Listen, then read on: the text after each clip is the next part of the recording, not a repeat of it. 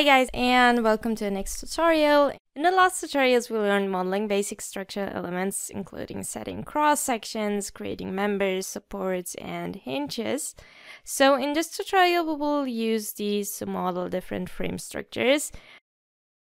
To begin with, we will open the new member dialog and define as usual a cross section and a material at first. We'll choose an IPE 200 and as material again steel S235.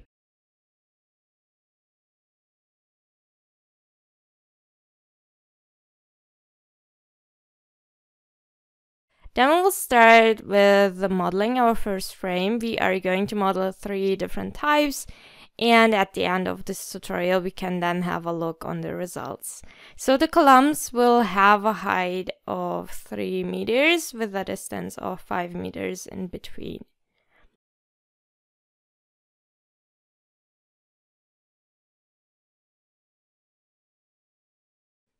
Next, we need our supports. The first frame will be a fully fixed one, meaning without any hinges. So we will choose rigid supports for this one. To create the other 2 frames, we will simply copy this one and then insert them 8 meters apart from each other. For that, we will use the move and copy command up here. Number of copies we can set 2, and we enter here 8 in X direction, and then we can click OK. Now we will modify these 2 frames. Our second frame will be a 2-hinged frame. For that, we only have to change the supports down here from rigid ones to hinge supports. We can select them and then go up to the support symbol, or we can do that simply with double clicking. And then in the drop down menu, we will choose hinge supports and click OK once again. Our last frame will be a 3-hinge frame, so we have to change a couple of more parameters. First, we will change also the supports, double click and then we set hinge supports. Then we will create from this beam at the top 2 beams by dividing it.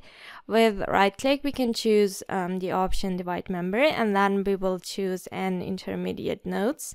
We will enter in this dialog under number of nodes 1, and then we can click OK.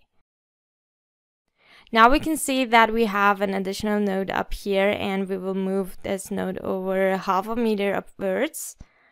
Again, we can double click on this node and enter minus 3.5 as the Z coordinate. Then we will additionally apply a member hinge for this beam. With right click we can open the edit member dialog, and down here, like we learned in our last tutorial, we can create a new member hinge.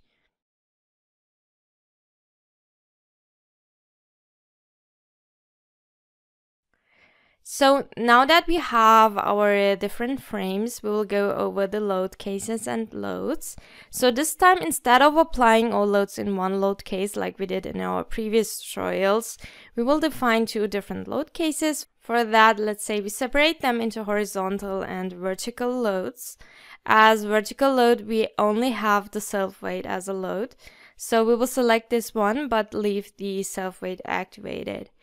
Then our second load case will be a wind load acting horizontally on the columns. And we will apply a wind load of 1 kilonewton per meter. So we make sure that the right load case is selected up here. And then we will choose in this dialog as load direction the global X direction, and we'll enter as load parameter 1.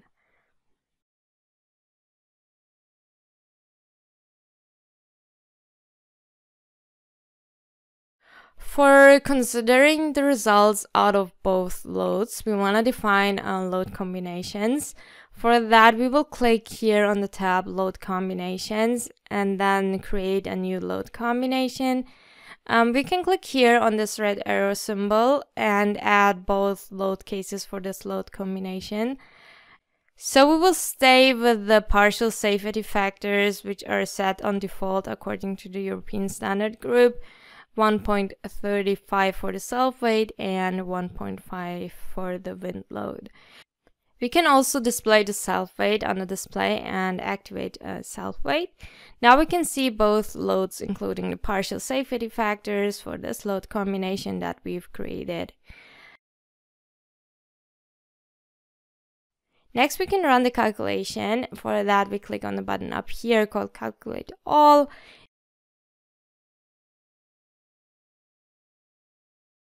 And again, to have a better view, we turn on the wireframe model.